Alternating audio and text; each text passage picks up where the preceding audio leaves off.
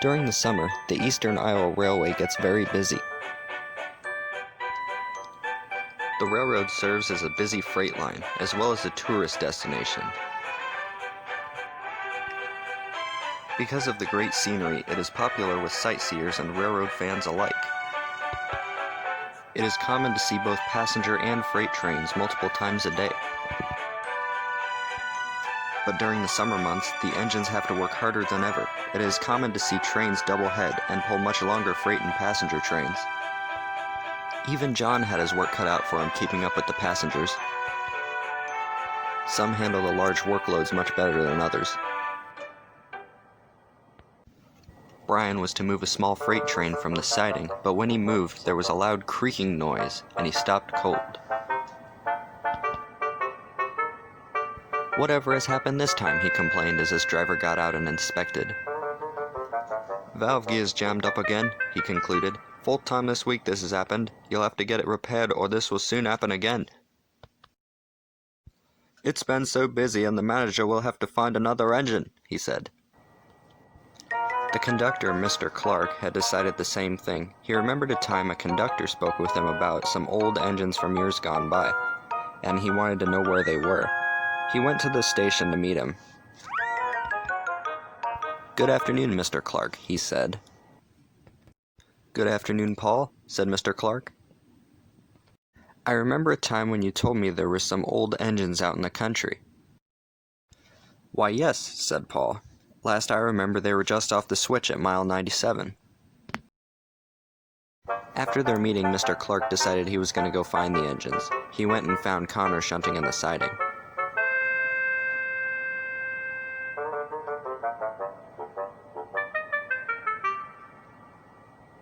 "Connor, I need you to help me. We're going to go find a new engine."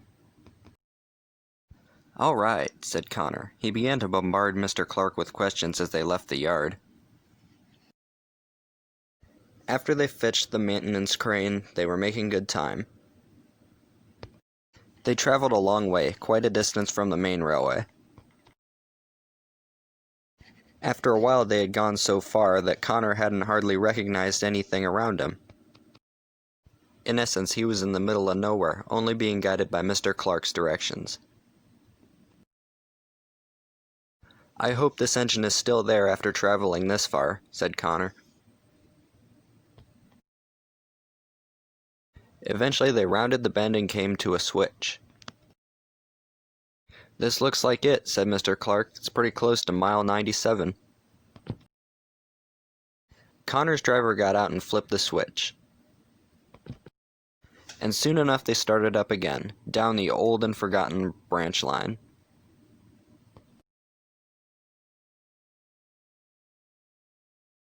The track was old and uneven, and he had to go slow to make sure they didn't come off the tracks.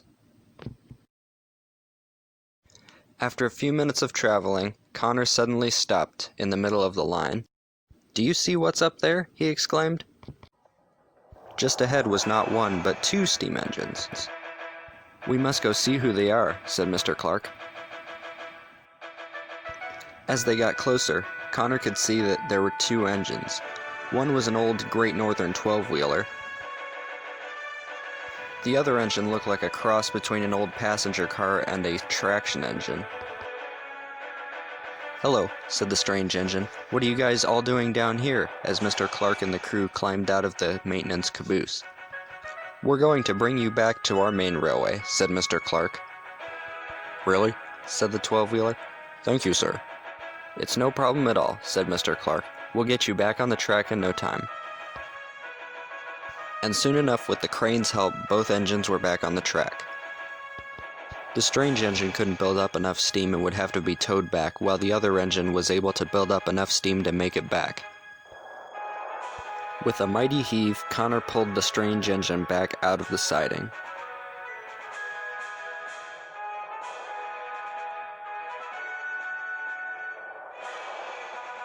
And then the other engine wheezed out of the siding.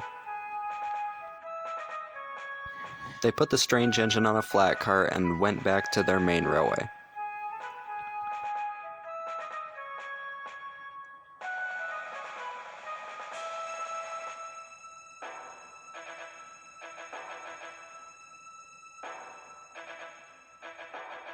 But soon enough they made it back on their own turf, down on the eastern Iowa.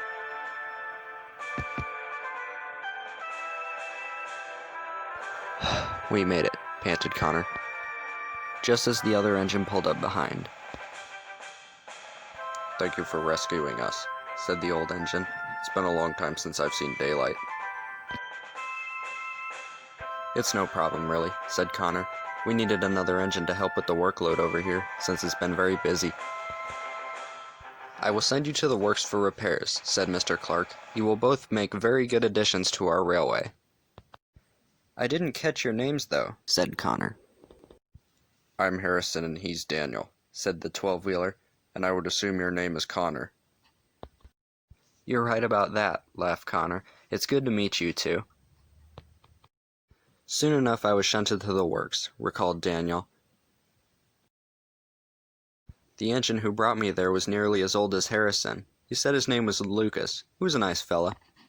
It was nice to see other engines that I could relate with. Harrison was soon put in front of me, and we began to talk once again.